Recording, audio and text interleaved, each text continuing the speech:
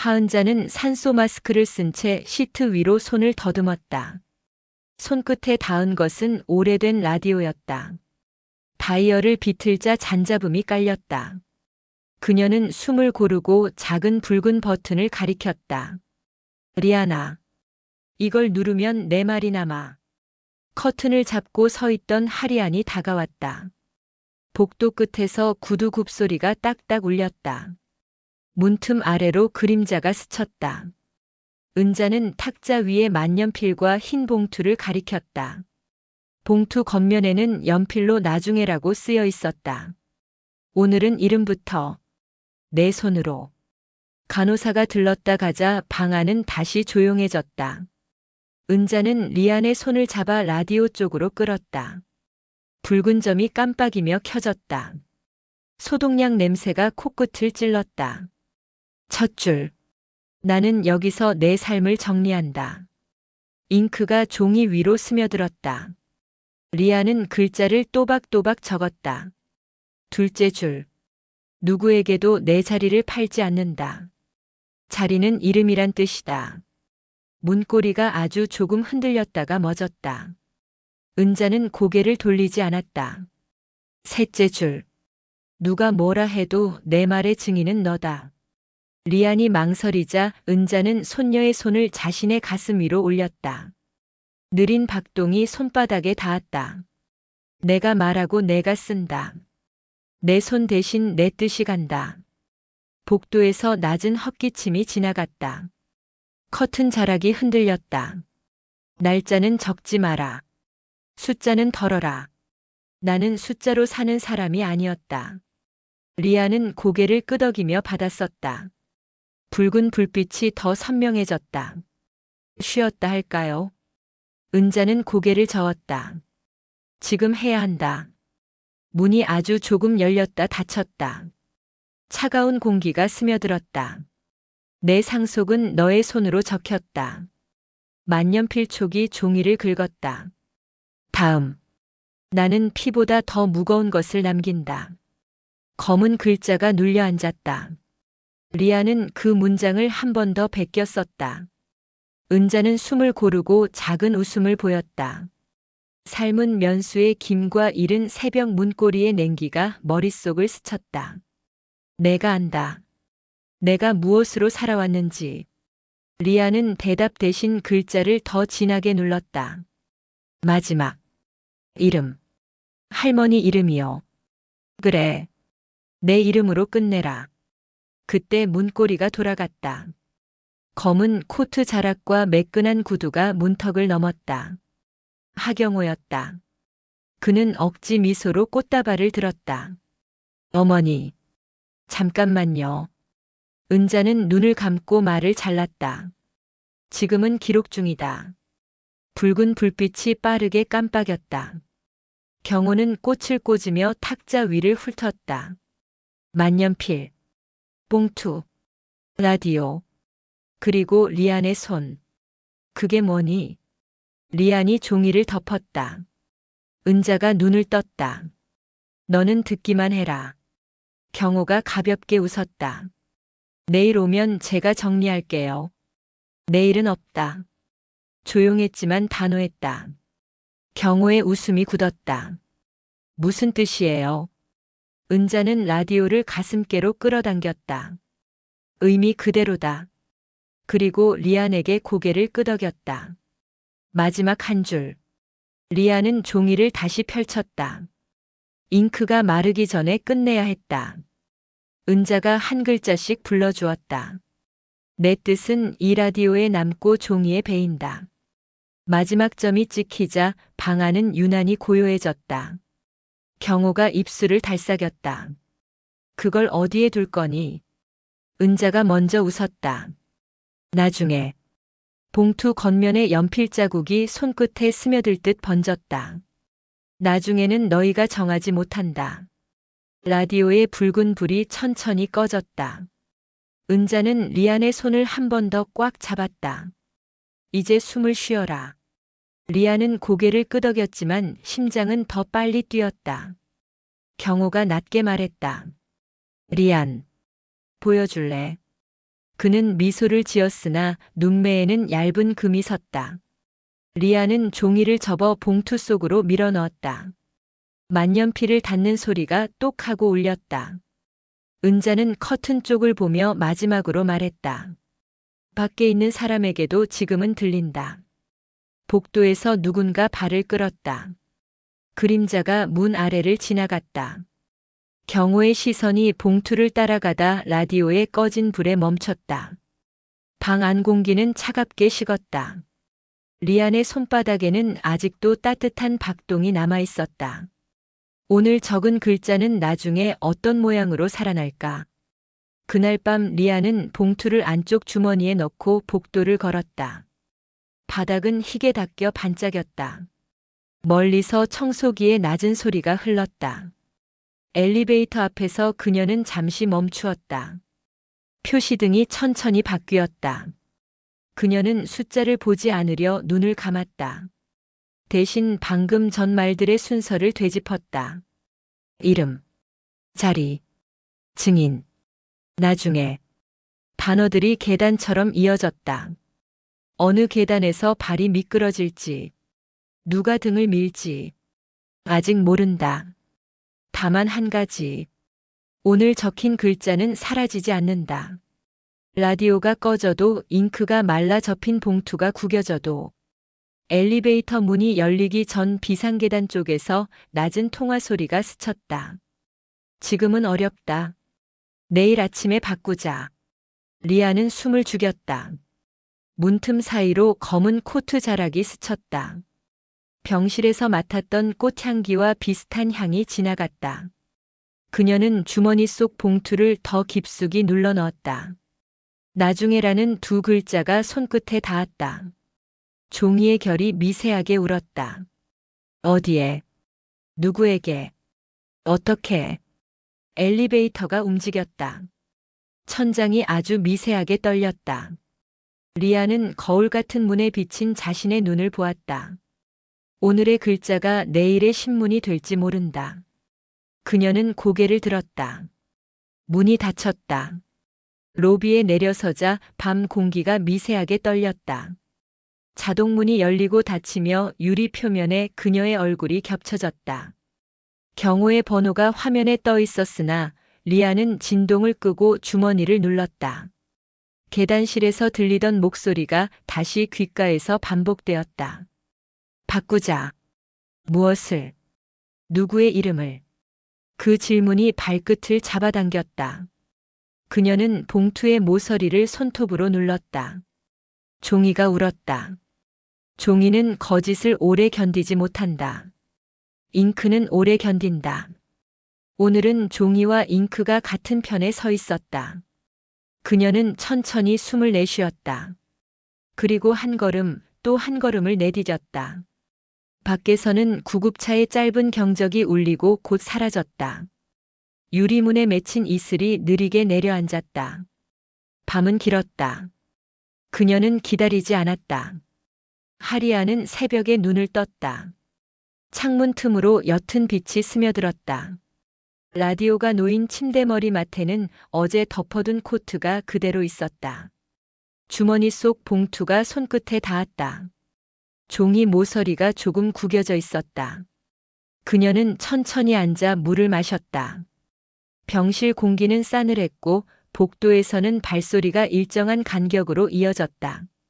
침대 옆에는 하경우가 의자에 앉아 있었다. 고개를 떨어뜨린 채 스마트폰을 쥔 손이 미세하게 떨렸다. 화면에는 보험 관련 서류 화면이 떠 있었다. 그녀는 모르는 척 눈을 돌렸다. 하은자는 아직 잠들어 있었다. 얕은 숨과 함께 손가락이 가늘게 떨렸다. 리아는 그 손을 조심스레 잡았다. 마스크 너머로 희미한 김이 올랐다. 할머니의 체온이 손바닥에 남았다. 그녀가 낮게 속삭였다. 할머니. 은자의 눈이 아주 천천히 떠졌다. 눈동자가 리안을 찾았다. 적었니? 리안이 고개를 끄덕였다. 다 적었어요. 은자가 희미하게 웃었다. 그럼 됐다. 그녀는 눈을 감았다가 짧게 떴다. 혹시 누가 뭐 물어보면 그냥 모른다고 해라. 리아는 놀란 눈으로 바라보았다. 왜요? 사람은 죽는 순간보다 산 사람의 말이 더 무섭다. 특히 돈이 끼면 더 그렇다. 문이 열리고 정나영이 들어왔다. 그녀는 하경호의 전 부인이었다. 이혼 뒤에도 종종 들러 은자의 상태를 확인했다. 어머님 괜찮으세요? 그녀는 억지 미소로 꽃을 내려놓았다. 리아는 불편한 기색을 감추지 못했다. 나영은 시선을 돌리며 말을 이었다. 리아나, 너 대학은 언제 복학하니? 이제 집에 돌아가서 좀 쉬어. 아직이요. 저는 여기 있을 거예요. 그녀의 대답에 나영의 눈빛이 미세하게 흔들렸다. 그때 경호가 일어났다. 이제 돌아가. 의사 말로는 당분간 안정기래. 집에서 대기하자. 그는 담배라도 찾듯 주머니를 더듬었다. 리아는 고개를 젓고 자리에 섰다. 나는 남겠어요. 그는 피식 웃었다. 그래. 효녀 흉내도 오래가면 진짜가 되나 보자. 리안의 손이 굳었다. 은자가 눈을 떴다. 흉내라니. 그 한마디에 공기가 멎었다. 경호가 눈을 피했다. 그냥 한 말이에요. 어머니 몸 생각하시라고요. 내 몸은 괜찮다. 내 마음이 더 아프다. 은자가 몸을 일으키려 하자 리안이 급히 부축했다. 그만하세요. 은자는 숨을 고르고 말했다. 리안아, 그 봉투 잘 간직해라. 경호가 반사적으로 고개를 들었다. 봉투요? 무슨 봉투요? 리아는 주머니를 꽉 눌렀다. 약 복용 기록이에요. 은자가 고개를 끄덕였다. 그래. 약 기록이다. 경호가 병실을 나가자 은자는 낮게 속삭였다. 조심해라. 내 아버지 요즘 이상하다. 리아는 숨을 삼켰다. 어디가 이상해요? 내 통장에 대해 묻고 다닌다. 어젯밤엔 은행에서 연락이 왔다. 자동이체가 해지됐다고 했다. 나는 손 뗀 적이 없다. 리아는 입술을 깨물었다. 설마가 사람을 잡는다. 오늘 중으로 법무사에게 전화해라. 내가 부탁해둔 사람이다. 이름은 문성규다. 리안이 메모장에 적었다. 문성규. 은자가 짧게 숨을 몰아쉬었다. 내 대신 전해라. 말없이 기다리라고. 그리고 그때가 되면 봉투를 열라고. 정오 무렵 의사가 회진을 돌았다. 리아는 복도에서 서서 기다렸다. 문틈 사이로 두 남자의 목소리가 들렸다. 상태가 안정돼도 입원은 더 필요합니다. 비용이 많이 들겠군요. 보호자 결정을 서면으로 남기셔야 합니다. 제가 서명하죠. 제가 큰아들입니다. 리아는 숨을 고르고 귀를 떼었다. 문이 열리자 경호가 그녀를 흘깃 보았다. 몰래 듣는 건 예의가 아니다. 저도 가족이에요. 그녀가 단호히 말했다. 경호는 어깨를 으쓱했다. 가족이면 좋겠다. 그는 엘리베이터 쪽으로 걸어갔다. 그의 뒷모습은 무겁게 눌려 있었다. 밤이 되자 병실은 더 조용해졌다. 리아는 라디오를 꺼내 조심스레 다이얼을 돌렸다. 약한 불빛이 켜지며 어제의 음성이 되살아났다. 내 말이 들리니? 이건 내 마지막 인사다. 리안의 눈에 눈물이 맺혔다. 할머니. 그녀가 속삭였다. 목소리는 이어졌다. 사람이 죽기 전에 하는 말은 진심이다. 그러나 진심이 언제나 옳은 건 아니다. 그러니 너는 내 말이 아니라 내 뜻을 들어라. 리아는 입술을 눌렀다. 불빛이 천천히 약해졌다. 바로 그때 문 아래로 그림자가 길게 미끄러졌다. 발소리가 다가왔다가 멈췄다. 손잡이가 아주 조금 흔들렸다. 리아는 라디오를 품에 감추고 숨을 죽였다. 문틈으로 얇은 빛이 흘러들어와 침대 시트를 스쳤다. 그녀는 눈을 감고 숫자를 세었다. 하나, 둘, 셋. 빛이 사라지고 발소리가 멀어졌다. 다시 고요가 내려앉았다. 그녀는 봉투를 꺼내 가장자리를 손톱으로 눌렀다. 종이가 낮게 울었다. 오늘의 글자는 내일 무엇이 될까? 질문이 목구멍에 걸렸다. 바로 그때 휴대전화가 짧게 떨렸다. 발신자는 하경호였다. 그는 한 줄의 문자를 보냈다. 아침에 변동이 있다. 내려오면 이야기하자. 그녀는 답을 하지 않았다. 그녀는 창문을 반쯤 열었다. 밤 공기가 서늘하게 흘러들었다. 도시의 불빛이 멀리 떠 있었다. 간헐적으로 사이렌 소리가 들렸다가 사라졌다. 그녀는 조용히 창틀에 이마를 댔다. 할머니의 호흡기가 규칙적으로 들렸다. 그 규칙이 무너질까봐 손이 먼저 떨렸다. 그녀는 봉투를 다시 주머니 깊숙이 밀어 넣었다. 그때 머릿속에서 단어 4개가 줄지어 섰다. 이름, 자리, 증인, 나중에. 단어들이 계단처럼 이어졌다. 어느 단에서 발이 미끄러질지 아직 모른다. 다만 한 가지는 분명했다. 오늘 적힌 글자는 사라지지 않는다. 새벽이 가까워지자 그녀는 의자에서 일어나 병실 문 앞에 섰다. 손잡이에 손을 올렸다가 내렸다. 복도는 비어 있었다. 창가 쪽에 누군가 서 있는 듯한 그림자가 벽에 길게 박혀 있었다. 그녀는 한 걸음 물러섰다. 그림자는 움직이지 않았다. 시간을 확인하려고 휴대전화를 켰다. 화면에는 미답 통화가 2개 더 쌓여 있었다. 번호는 가려져 있었고 메시지는 비어 있었다. 그녀는 화면을 껐다. 그리고 아주 조용히 결심했다. 아침이 오면 전화부터 하자. 그 다음에는 변호사를 만나자. 그리고 봉투를 열 날짜를 정하자. 모든 순서를 스스로 정하자. 창밖으로 아주 작은 빗방울이 떨어졌다. 그녀는 고개를 들었다. 잠깐의 떨림이 잦아들었다. 그러나 마음은 더 소란스러웠다. 새벽은 길었다. 결심은 선명했다. 하은자의 장례는 이틀 만에 치러졌다. 비가 내렸다. 장례식장 유리문을 두드리는 빗방울이 리안의 심장을 두드렸다. 하경호는 검은 양복을 입고 조문객에게 연신 허리를 숙였다.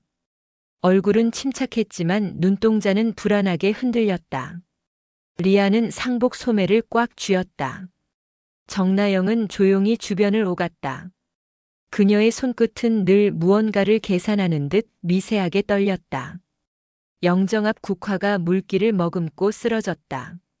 사진 속 미소는 따뜻했지만 라디오의 남은 음성은 더 선명했다. 내 뜻은 종이에 베인다. 리아는 입술을 깨물었다. 조문이 잦아들 즈음 경호가 말없이 자리를 떴다. 문 밖에서 담배를 물었다. 나영이 뒤따라가 낮게 속삭였다.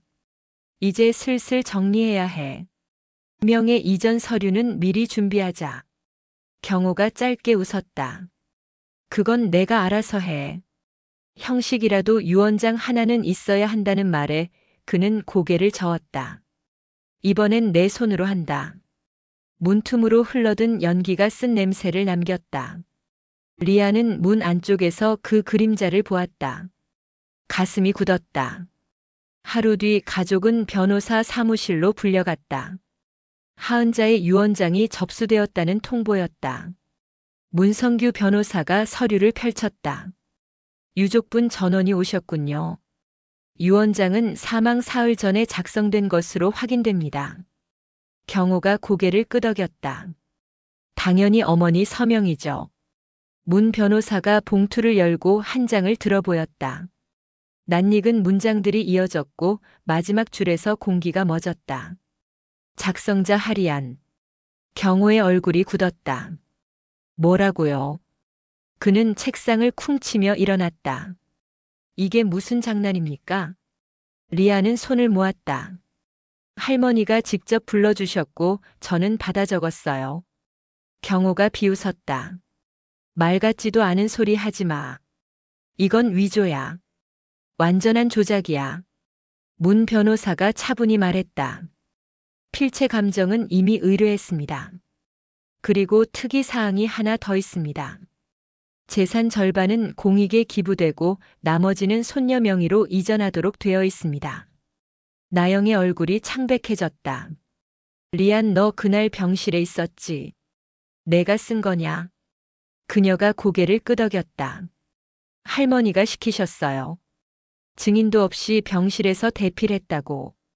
경호의 목소리가 높아졌다. 미성년자도 아니고 20살이면 제정신으로 이런 걸 쓸 수 있나? 리안의 눈가가 젖었다. 할머니는 제 손끝에 의지를 맡기셨습니다. 당신 상상이지. 그는 서류를 낚아채듯 들었다. 문 변호사가 리모컨을 눌렀다. 녹음 파일을 확인하시죠. 잡음 뒤에 낮은 숨과 낯익은 목소리가 흘렀다. 나는 지금 내 뜻을 내 손이 아닌 내 마음으로 남긴다. 내 목소리가 증인이다. 내 의지는 리안의 손끝으로 간다. 방 안의 시선이 한 곳에 모였다. 경호가 이를 악물었다. 편집했겠지. 나영이 의심의 눈으로 화면을 노려보았다. 문 변호사는 고개를 저었다. 병실 기기 기록과 시간대가 일치하고 편집 흔적은 없습니다. 정적이 내려앉았다.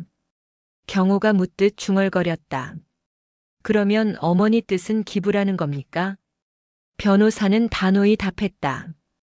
법적으로는 그렇습니다. 자필 전부가 아니어도 음성 증거와 필체 일치가 효력을 보완합니다. 경호가 얼굴을 붉히며 문을 박차고 나갔다. 나영은 입술을 깨물고 고개를 숙였다.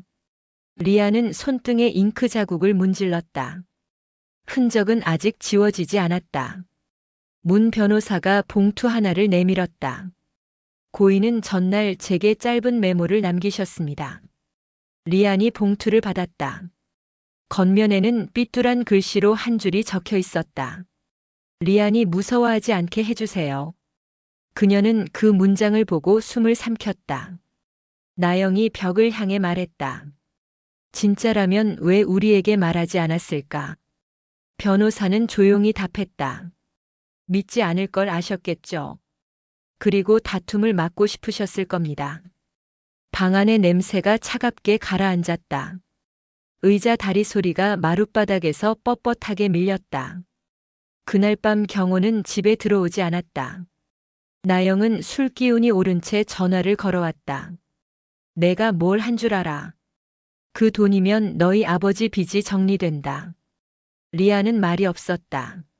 할머니는 널 앞세워 우리를 버린 거야. 그녀는 낮게 답했다. 할머니는 그 누구도 버리지 않으셨어요. 나영이 웃음을 흘렸다. 순진한 소리 그만해. 세상은 문장보다 계산이 빠르다. 통화가 끊겼다. 리아는 창을 열고 밤 공기를 들이켰다. 비냄새가 깊게 스몄다.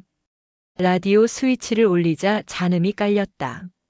마지막으로 남긴 목소리가 천천히 되살아났다. 리아나, 나는 돈으로 산 적이 없다. 나는 내 이름으로 살았다. 그녀는 라디오를 가슴에 안고 눈을 감았다.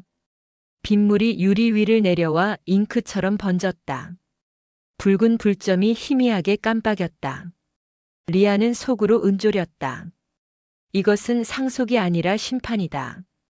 그 말이 입술에서 데워지다가 서늘하게 식었다. 밤은 길었다. 그러나 물러설 곳은 없었다. 리아는 새벽녘에 눈을 떴다. 창문 틈으로 흐릿한 빛이 번졌다. 라디오는 아직 꺼지지 않았다. 스위치를 내렸는데도 희미한 붉은 점이 남아 있었다. 그녀는 베개 옆 봉투를 꺼냈다. 종이 위에는 손끝으로 꾹 눌렀던 자국이 남아 있었다. 할머니의 글씨가 아니었다. 자신이 쓴 글씨였다. 그런데도 그 문장은 낯설게 느껴졌다. 마치 다른 사람이 적은 것처럼. 그녀는 라디오를 품에 안았다. 그때 전화가 울렸다. 발신자는 문성규. 그녀는 잠시 망설이다가 받았다. 리안 씨, 괜찮습니까? 낮고 침착한 목소리였다. 당분간 연락을 자제하세요. 유언장 관련해서 유족 측에서 문제를 제기했습니다. 리아는 숨을 삼켰다. 위조라 하던가요? 네. 그리고 경찰 진술 요청이 있을 겁니다. 전화가 끊기자 심장이 빠르게 뛰었다. 그녀는 창문을 열었다. 먼동이 트고 있었다. 거리에는 아직 비 냄새가 남아 있었다. 봉투를 손에 쥔 채 그녀는 조용히 중얼거렸다. 할머니, 제가 지켜낼게요. 리아는 주머니 속 라디오를 꺼냈다. 다이얼을 돌리자 짧은 잡음 뒤에 익숙한 숨소리가 들렸다.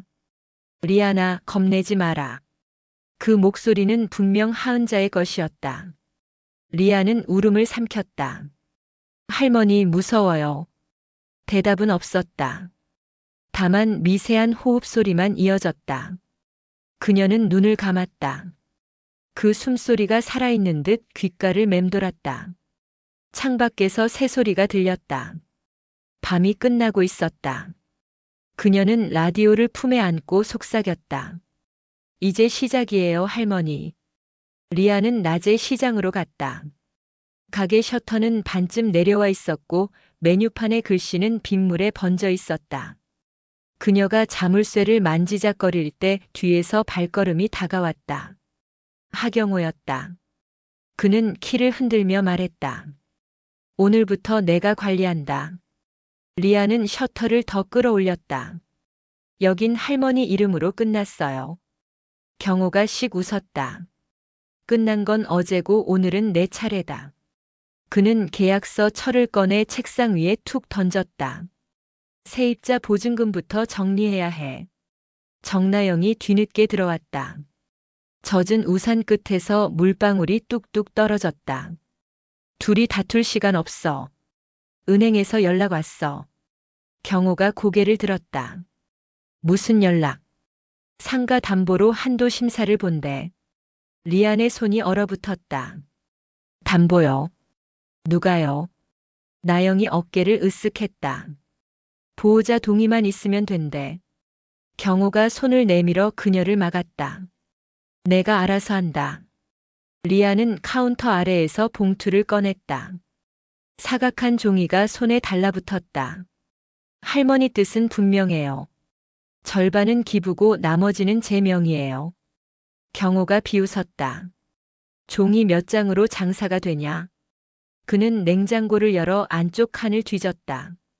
도장 어디 있어? 리안이 앞으로 섰다. 없어요. 경호가 텅 빈 손으로 문을 닫았다. 어디 있는지 알지. 내일 오전까지만 기다린다. 그때 출입문이 열리며 두 사람이 들어왔다. 시장 상인회장과 사진관 주인이었다.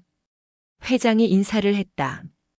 여사님 떠나셔서 마음이 무겁네. 대신 한마디만 하세.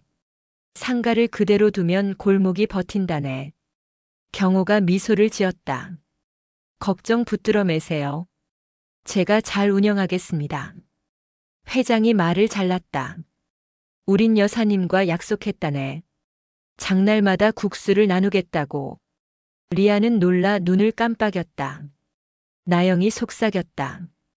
그거 그냥 구호였잖아. 사진관 주인이 고개를 저었다. 라디오에 녹음돼 있어. 우리도 복사본 있어. 경호의 얼굴이 굳었다. 남의 가게 일에 왜 끼어들어?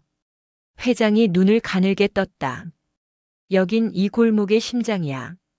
리안의 휴대전화가 진동했다. 문성규였다.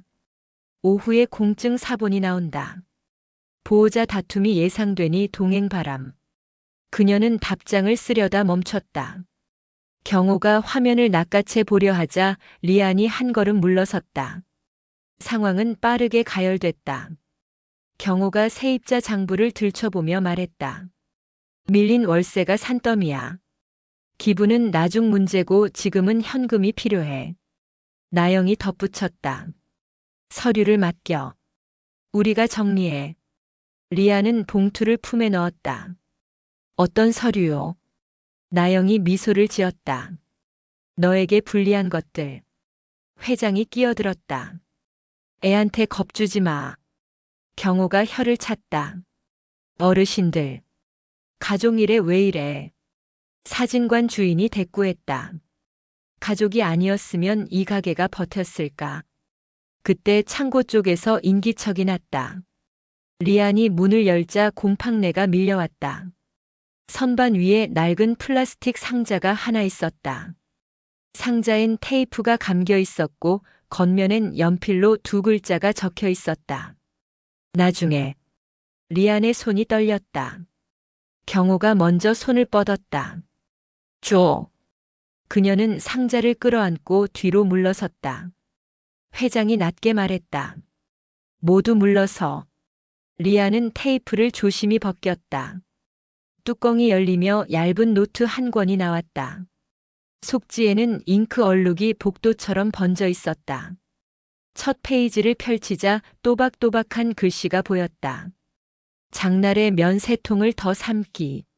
남는 육수는 이웃에 나누기. 상가를 팔지 않기. 마지막 줄에는 작은 별표가 박혀 있었다. 이 글은 리안이 읽을 때까지 공표하지 않기. 경호가 코웃음을 쳤다. 그냥 일기장이잖아. 사진관 주인이 눈살을 찌푸렸다. 일기라도 약속이지. 나영이 한숨을 쉬었다. 법은 종이로 움직여. 감정으로는 안 움직여. 리아는 노트를 접어 봉투와 함께 품에 넣었다.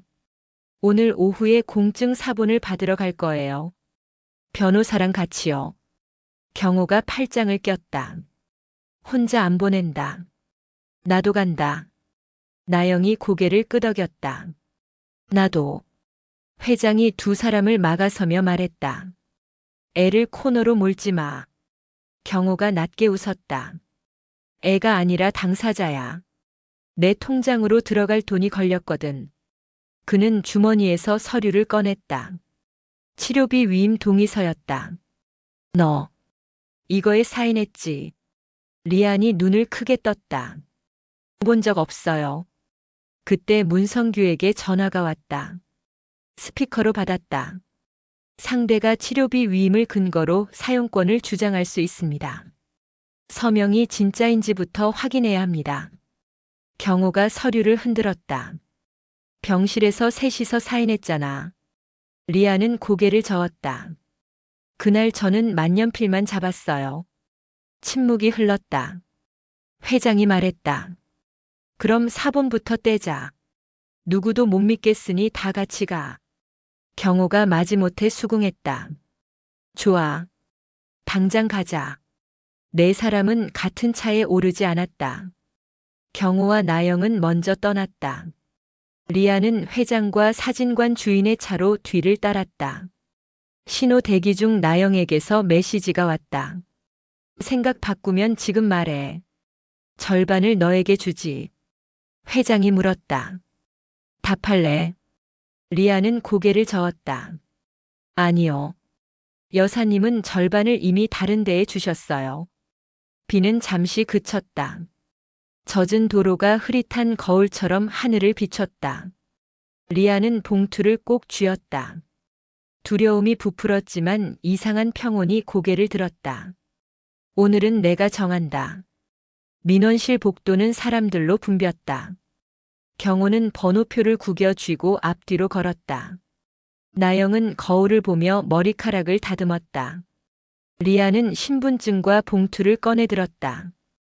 그때 모퉁이에서 낯선 남자가 다가와 낮게 속삭였다. 서류를 조용히 바꿀 수 있어요. 인주가 묻은 그의 손끝이 번들거렸다. 리안이 한 걸음 물러섰다. 필요 없어요. 회장이 사이에 서며 말했다. 장난치지 마시오. 남자는 어깨를 으쓱하고 사라졌다. 전광판 숫자가 바뀌었다. 드디어 우리 차례였다. 리아는 봉투를 더 세게 움켜쥐었다. 그녀의 심장은 빠르게 뛰었고 다리는 이상하리만큼 가벼웠다. 오늘의 선택은 내일의 이름이 된다. 그녀는 숨을 고르고 창구로 걸어갔다. 창구 안쪽 직원은 무표정한 얼굴로 손짓했다. 제출하실 서류와 신분증을 올려주세요. 리아는 봉투를 올리고 잠시 손을 떼지 않았다. 그녀는 속으로 네 단어를 또렷이 반복했다. 이름, 자리, 증인, 나중에. 그리고 아주 천천히 손을 거두었다. 멀리서 비상구 경보음이 잠깐 울렸다. 모두가 고개를 들었다. 창구에서 서류를 제출한 지 몇 시간 후 리아는 구청 뒤편 카페에 앉아 있었다. 커피는 식어 있었고 종이컵 가장자리에 손자국이 번져 있었다. 문성규가 조용히 들어왔다. 그는 코트를 벗으며 말했다. 서류 확인했습니다. 위임 동의서의 서명, 필체가 다릅니다. 리안의 눈이 흔들렸다. 위조였나요? 그럴 가능성이 높아요. 다만 증거가 확실하려면 원본 감정이 필요합니다. 리아는 숨을 들이마셨다. 경호가 할머니 통장을 건드린 적이 있어요. 그때 뭔가를 만든 거예요. 문성규가 고개를 끄덕였다. 내일 조사관이 오면 이 얘기를 그대로 하세요. 절대 감정적으로 대응하지 마시고. 그때 휴대전화가 울렸다. 발신자는 정나영. 리아는 망설이다가 전화를 받았다. 리아나, 지금이라도 생각 바꿔. 경호 오빠는 이미 움직였어. 무슨 뜻이에요? 유원장 사본 바뀌었어. 리아는 자리에서 일어났다. 지금 어디 있어요? 할머니 집. 통화가 끊겼다. 그녀는 코트를 집어들고 뛰어나갔다. 버스 정류장 앞엔 비가 내리고 있었다. 회색 하늘이 눌러오는 듯 낮게 깔려 있었다. 버스가 오자 그녀는 맨발로 뛰듯 올라탔다. 도착했을 때 문은 반쯤 열려 있었다. 실내는 조용했다. 리아는 숨을 죽이며 안으로 들어갔다. 거실 테이블 위엔 서류 봉투가 흩어져 있었다. 경호가 의자에 앉아 담배를 문 채 무언가를 보고 있었다. 너 왔냐? 리아는 손에 힘을 줬다. 유언장을 바꿨죠. 원본은 남아있지 않아. 경호가 봉투를 흔들었다. 법은 사본으로도 움직여. 그건 위조예요. 그래, 증명해봐. 그는 피식 웃었다. 넌 감정에만 의존해. 난 계산으로 움직여. 리안이 한 발 다가섰다. 할머니는 제게 상속하셨고 절반은 사회에 내놓으라고 하셨어요. 그래서? 이상주의로 밥 먹고 살 수 있냐? 경호의 눈빛이 차가웠다. 현실을 봐. 상속은 돈이고 돈은 힘이야. 리아는 고개를 저었다. 힘이 아니라 책임이에요. 경호가 자리에서 일어났다. 그 책임 내가 감당할 수 있을까?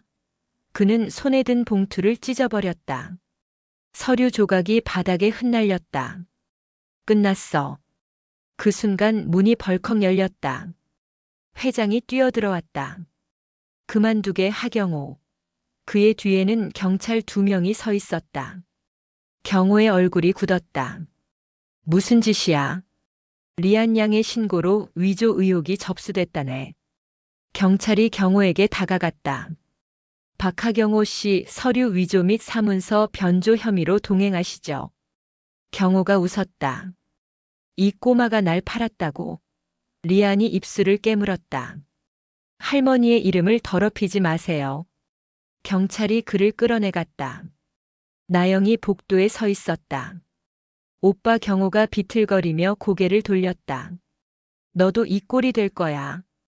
문이 닫히자 방 안이 고요해졌다. 회장이 리안에게 다가와 손을 얹었다. 잘했다.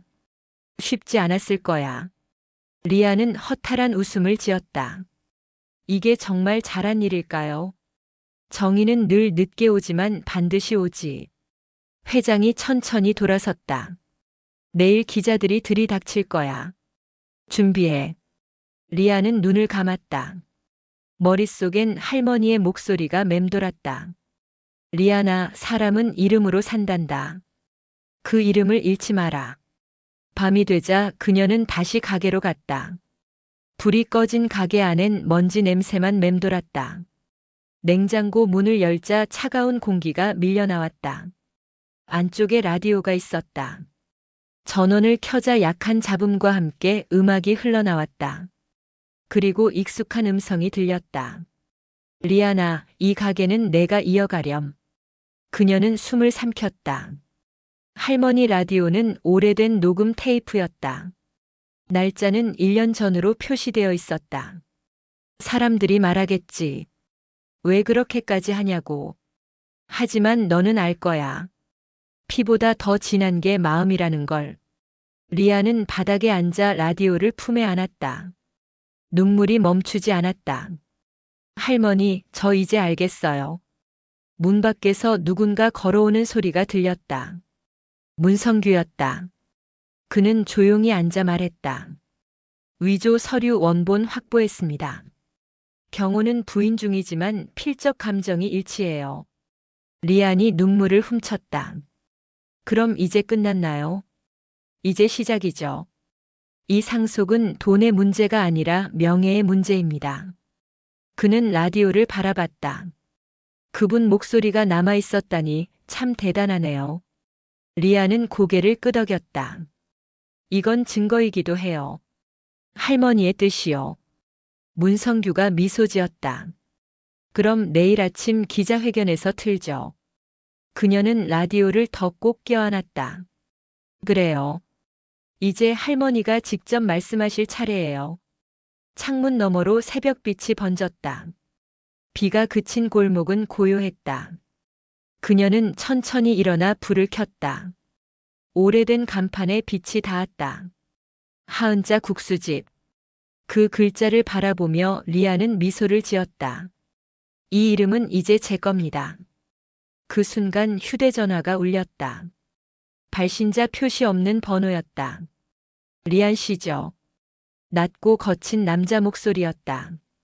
경호 씨의 부탁으로 연락드립니다. 그녀는 손에 힘을 줬다. 무슨 부탁이요? 남은 상속 서류 아직 하나 더 있습니다. 찾지 못한 유언장이요. 리아는 침묵했다. 남자가 덧붙였다. 그 안에 진짜 상속인의 이름이 적혀 있습니다. 전화가 끊겼다. 그녀는 잠시 가만히 있었다. 그리고 천천히 웃었다. 그래요. 이제 정말 끝까지 가보죠. 리아는 천천히 라디오를 끄고 자리에 앉았다.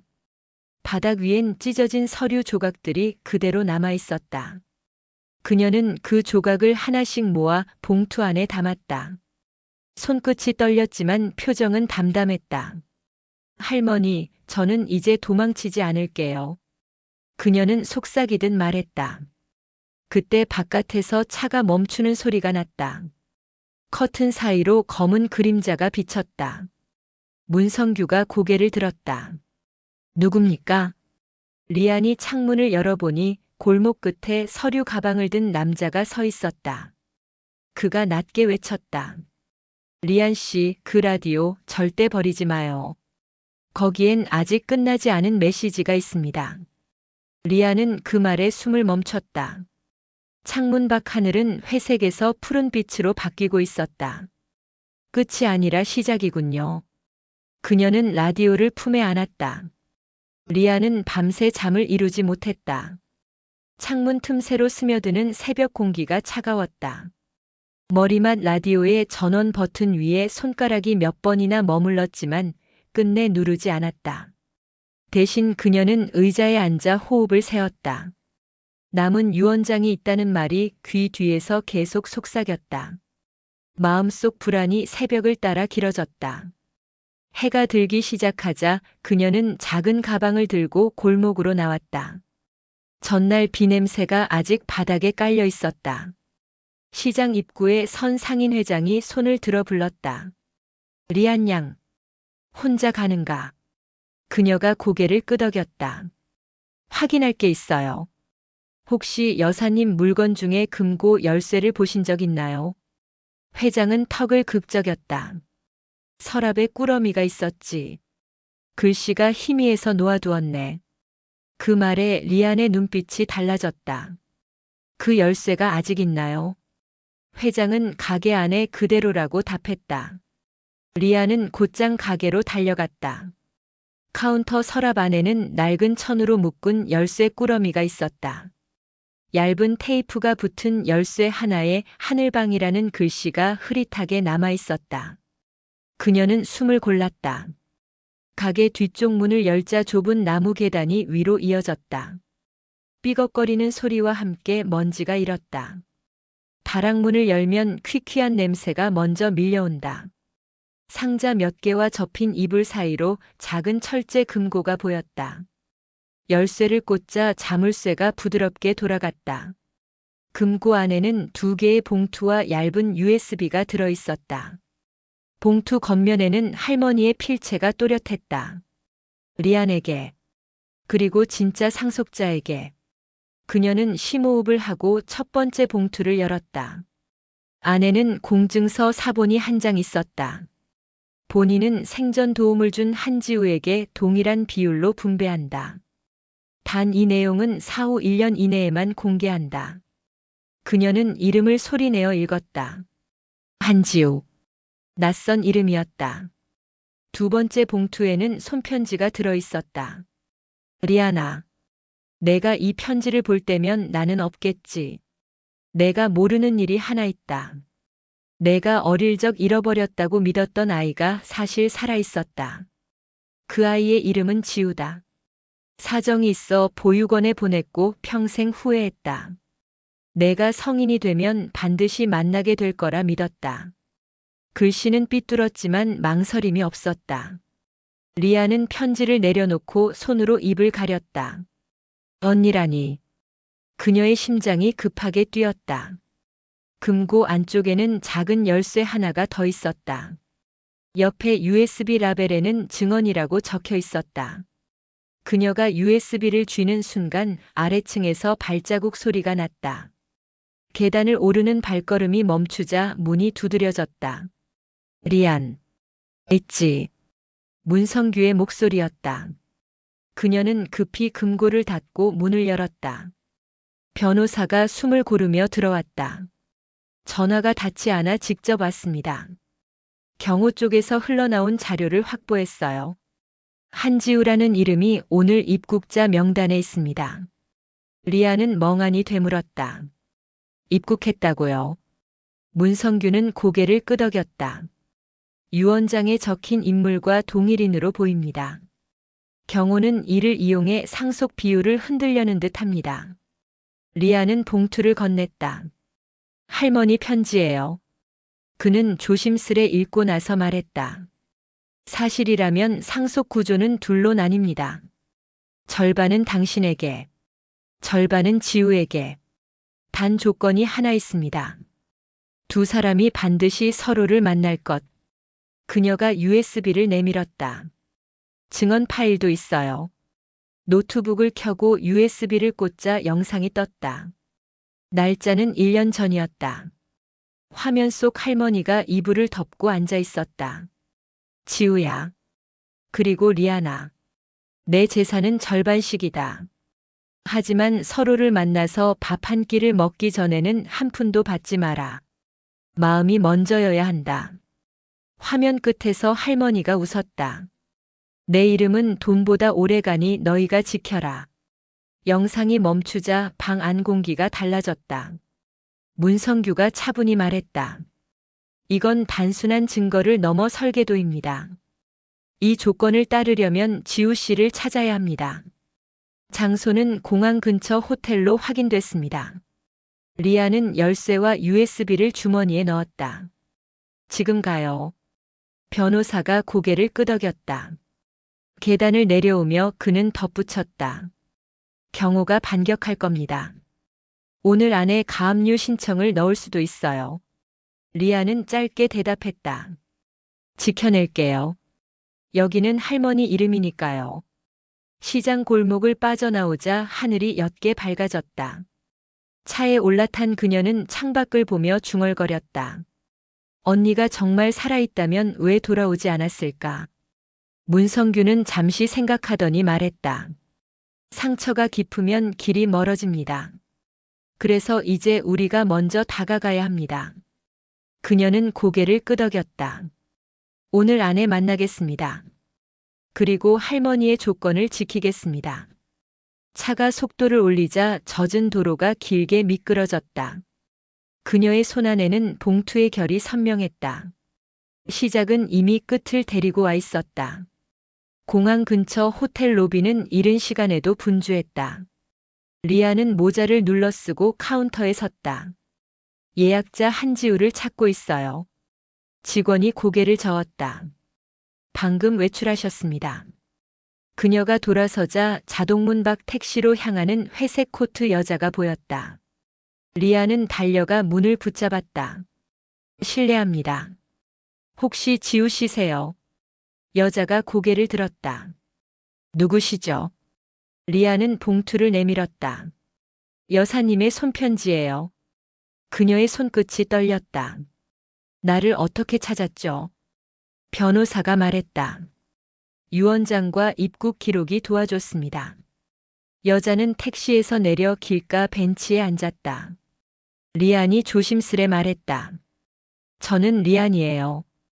당신은 제 언니일지도 몰라요. 지우는 편지를 펼쳤다. 글자들이 바람에 흔들렸다. 오래 도망쳤어요. 누가 날 원망할까 두려웠어요. 리아는 고개를 저었다. 원망보다 먼저 할머니의 조건이 있어요. 만나서 밥을 먹는 것. 그리고 서로의 이름을 불러주는 것.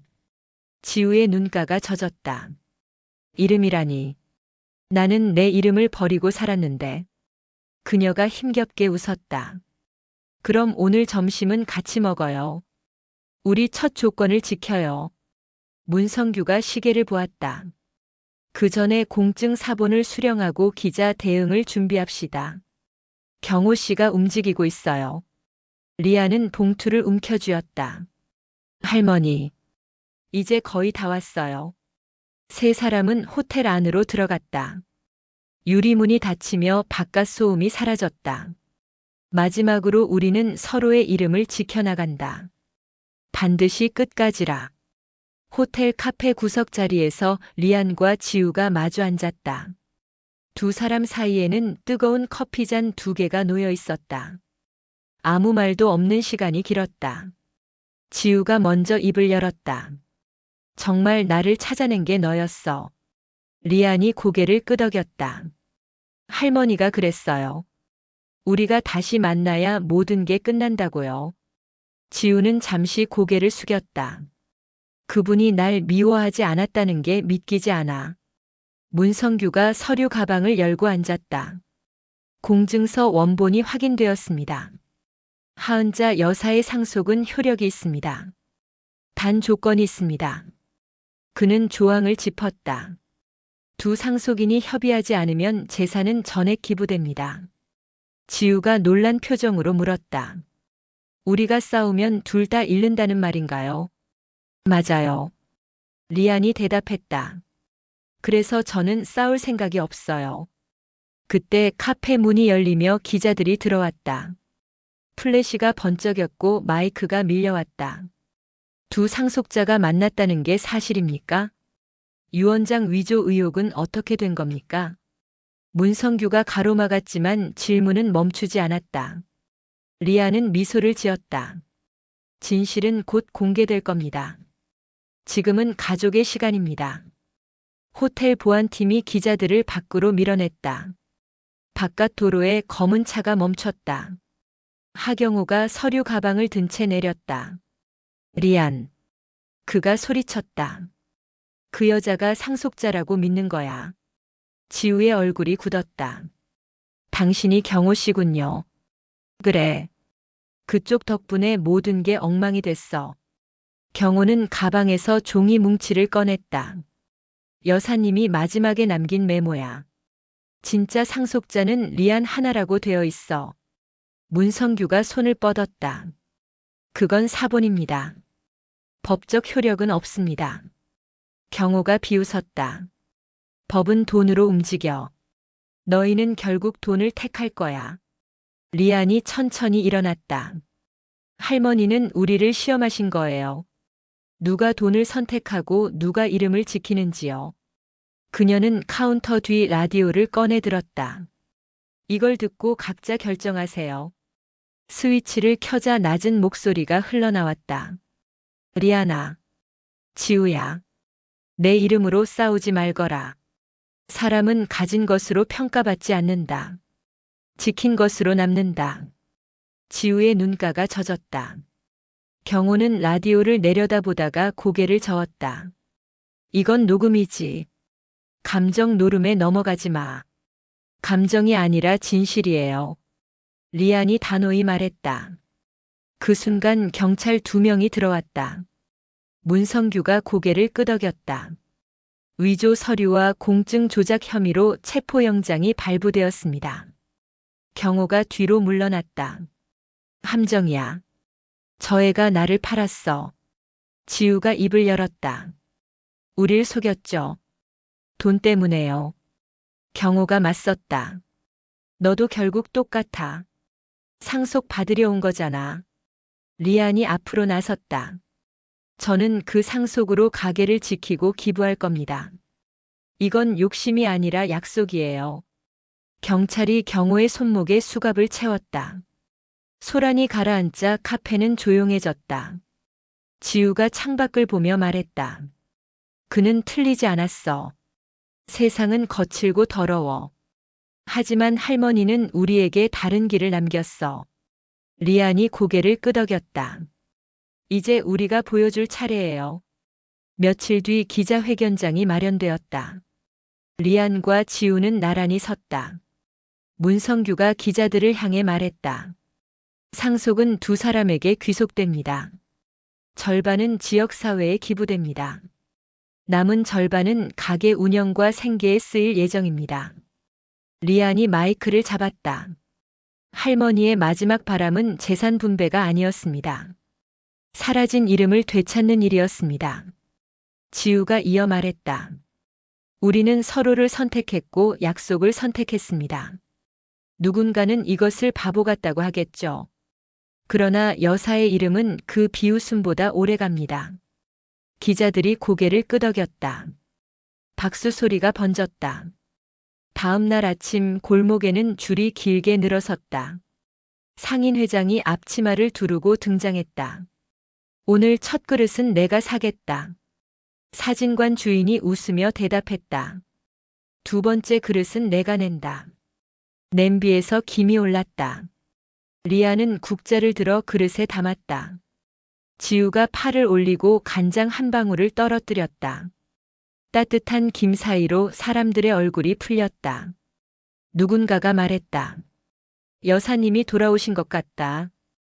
2 사람은 동시에 고개를 끄덕였다. 정나영이 문을 열고 들어왔다. 그녀는 한가운데 서 있다가 고개를 숙였다. 미안해. 그 한마디가 길게 남았다. 나는 계산으로만 살았다. 너희를 얕봤다. 리아는 잠시 망설이다가 말했다. 용서의 절반은 시간이 해요. 나머지 절반은 행동이 해요. 나영이 봉투를 내밀었다. 경호의 계좌에서 빠져나간 돈 일부야. 반환하러 왔다. 지우가 봉투를 받아 서랍에 넣었다. 오늘은 국수나 먹고 가세요. 상인들이 박수를 쳤다. 분위기가 달라졌다. 오후에 은행에서 전화가 왔다. 가압류 신청이 기각되었다는 통보였다. 문성규가 웃으며 말했다. 이제 법적 걸림돌은 거의 사라졌습니다. 남은 것은 집행과 보고뿐입니다. 리안이 고개를 끄덕였다. 지우는 벽에 새 종이를 붙였다. 장날 무료 그릇 15. 마감 후 남는 육수는 이웃과 나눔. 손글씨가 단단했다. 리아는 마음속에서 무언가가 제자리로 돌아오는 느낌을 받았다. 밤이 되자 손님이 뜸해졌다. 2 사람은 뒷정리를 하며 라디오를 켰다. 지직거리는 소리 뒤에 짧은 숨이 흘렀다. 리아나, 잘했구나. 목소리는 작았지만 분명했다. 둘은 동시에 라디오를 끌어안았다. 지우가 속삭였다. 이제 그만 울자. 해야 할 일이 많다. 리안이 고개를 끄덕였다. 맞아요. 이름을 지키려면 내일도 문을 열어야 해요. 문간에 바람이 스며들었다. 골목 불빛이 흔들렸다. 두 사람은 등을 돌리며 간판을 바라봤다. 하은자국수, 자매국수, 참 좋다요. 지우가 주방 불을 끄며 말했다. 할머니가 있었다면 뭐라고 하셨을까? 리아는 젖은 손을 닦으며 대답했다. 아마 이렇게 말했을 거예요. 잘 싸웠다, 이겼다고. 두 사람은 동시에 웃었다. 문성규가 밖에서 전화를 걸어왔다. 축하합니다. 재단에서 기부 수령이 완료됐습니다. 리아는 잠시 눈을 감았다. 이제 정말 끝났네요. 지우가 창밖을 바라보며 말했다. 아니, 이제 시작이에요. 우리 이름으로 다시 써야죠. 간판 불빛이 새벽 안개 속에서 부드럽게 번졌다. 두 자매의 그림자가 나란히 섞였다. 새벽 공기가 차가웠다.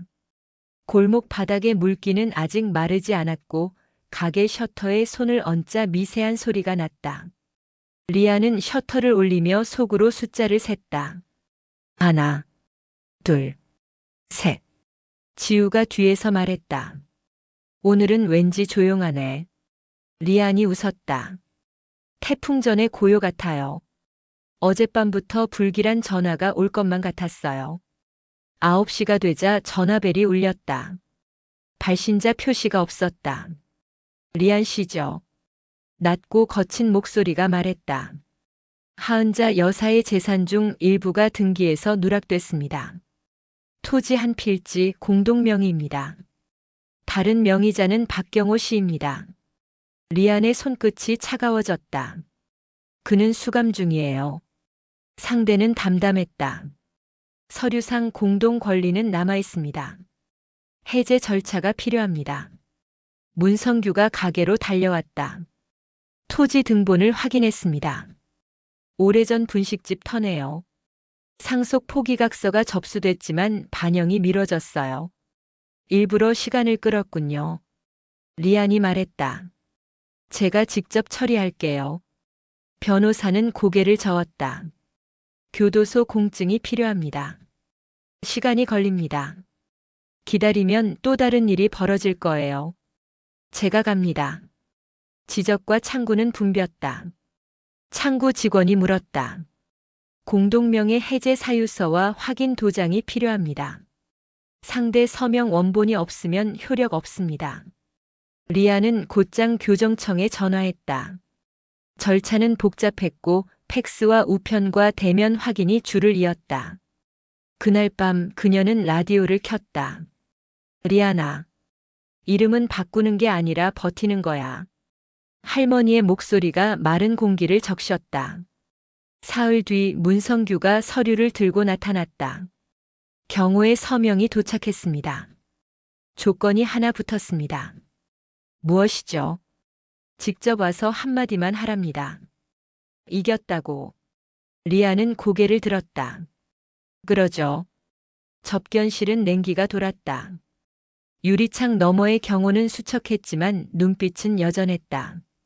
잘 지내냐? 덕분에요. 이름 하나로 세상을 바꾼 기분이 어때? 이름은 바꾸는 게 아니라 지키는 거예요. 경호가 피식 웃었다. 결국 돈이 있어야 지킨다. 유언장은 완전하지 않다. 내가 모르는 마지막 문장이 있다. 흔들리는 말투가 아니었다. 가게로 돌아온 리아는 봉투를 펼쳤다. 도장 아래 희미한 글씨가 드러났다. 지우와 함께 서명할 것. 마지막 조건이었다. 지우가 숨을 삼켰다. 우리 둘이 같이 끝내라는 뜻이네. 그날 저녁 법원에서 도착한 소형 상자가 한 개 더 왔다. 안에는 낡은 수첩과 작은 라디오가 있었다. 수첩 첫 장엔 짧은 문장이 적혀 있었다. 끝은 둘이서만 완성된다. 두 사람은 라디오를 켰다. 지직거림 뒤에 익숙한 음성이 흘렀다. 리아나, 지우야. 피는 시작이고 이름은 약속이다. 약속이 깨지면 모든 건 다시 흙이 된다. 너희가 서로의 이름을 지키지 않으면 내 이름도 사라진다. 약속을 지켜라. 목소리가 잦아들었다. 절차는 다시 시작됐다. 교도소 공증, 원본 확인, 해제 신청, 등기 정리. 지우와 리안이 나란히 서명하자 마지막 붉은 도장이 종이 위에 눌러 앉았다. 처리 완료라는 도장이 다시 찍혔다. 문성규가 미소를 지었다. 이제 법적 걸림돌은 사라졌습니다. 리안이 숨을 내쉬었다. 이제 이름만 남았네요. 봄비가 그친 새벽 간판 아래 세 글자가 붙었다. 하은자 국수. 이름으로 이어진 사람들. 장날 무료 그릇 15. 남는 육수는 이웃과 나눔. 회장이 초를 받고 사진관 주인이 사다리를 바쳤다. 지우가 마지막 나사를 조였다. 리아는 가게 불을 켰다. 문이 열리자 첫 손님이 들어왔다. 재개발로 가게를 잃었다던 노인이었다. 여긴 이름값을 하네. 그는 국수를 비우고 조용히 말했다. 빚이 조금 있네. 내일 벌어 갚을게. 리안이 웃었다. 안 갚으셔도 돼요. 우리도 빚을 갚는 중이에요. 누군가에게 받은 이름의 빚을요. 문득 라디오가 스스로 켜졌다. 마지막 녹음이 자동 재생됐다. 잘했구나. 이제 그만 울어라. 삶은 국수처럼 끓고 식는다. 중요한 건 불을 끄지 않는 것이다. 지우가 라디오를 쓰다듬었다. 내가 가르쳐준 불은 둘이서 지킬게요. 리안이 고개를 끄덕였다. 오늘의 그릇은 오늘의 이름이 된다. 해가 기울 무렵 가게 앞에 길게 그림자가 늘어섰다. 두 자매의 그림자가 포개졌다가 분리되었다. 지우가 말했다. 이제 정말 끝났을까? 리안이 대답했다. 끝이라면 왜 이렇게 시작 같다죠? 간판 불빛이 저녁 바람에 흔들렸다. 둘은 동시에 문을 닫았다. 그리고 다음 날을 위해 다시 불을 껐다. 그날 밤 지우는 벽에 종이를 한 장 더 붙였다. 가게 수익과 기부 내역을 주마다 공개합니다. 글씨가 단단했다. 회장이 엄지를 치켜 세웠다. 말로만 약속하는 집이 아니구먼. 리아는 인사했다. 우리는 숫자로 속이지 않고 이름으로 숨지 않겠습니다. 사진관 주인이 오래된 카메라로 사진을 찍었다. 셔터 소리가 짧게 울렸다. 인화지 속 두 사람의 얼굴은 놀랍도록 닮아 있었다. 잃어버렸던 선들이 한자리에 모인 듯 했다. 밤이 깊자 두 사람은 의자에 나란히 앉았다. 지우가 물었다. 내가 늦게 돌아온 걸 원망하지 않아. 리안이 고개를 저었다. 내가 너무 일찍 포기했던 걸 미워했어. 하지만 이제는 안 미워. 우리는 서로의 증인이에요. 지우가 웃었다. 그렇다면 매달 장부에 우리 이름을 같이 쓰자. 리아는 장부를 펼쳐 두 줄을 그었다. 하리안 서명. 한지우 서명. 두 획이 한 점에서 가볍게 겹쳤다. 문성규가 들렀다. 재단에서 감사 인사가 왔습니다. 그리고 이건 여사님의 최종 판결문 사본이에요. 변론을 뒤집을 여지는 없습니다. 지우가 서류를 넘겼다. 맨 아래 작은 문장이 눈에 들어왔다. 본 유언의 목적은 가족의 화합과 지역사회 기여에 있다. 리안이 중얼거렸다. 법 문장도 때로는 따뜻하네요. 변호사가 미소 지었다. 따뜻하게 읽을 사람이 있을 때만요. 문이 닫히자 라디오에서 짧은 잡음이 났다. 더 이상 목소리는 나오지 않았다. 대신 녹음 끝에 저장된 미세한 숨소리가 한 번 아주 작게 지나갔다. 리안이 속삭였다. 들렸죠? 지우가 대답했다. 응. 이제 우리 차례야. 그 작은 숨은 오래된 부엌의 불씨처럼 불길도 연기도 없이 어둠 속에서 천천히 살아났다. 두 사람은 동시에 일어섰다. 그리고 서로의 이름을 또렷이 불렀다. 지우야. 리안아. 대답은 맑고 간단했다. 네. 여기 있어. 오늘의 사연은 여기까지입니다. 여러분이라면 이런 상황에서 어떻게 하시겠나요? 댓글로 의견을 남겨주세요. 오늘 영상이 마음에 드셨다면 구독 버튼 한번 눌러주시고요. 좋아요와 알림 설정도 부탁드립니다. 앞으로도 편안한 이야기로 찾아뵙겠습니다. 감사합니다.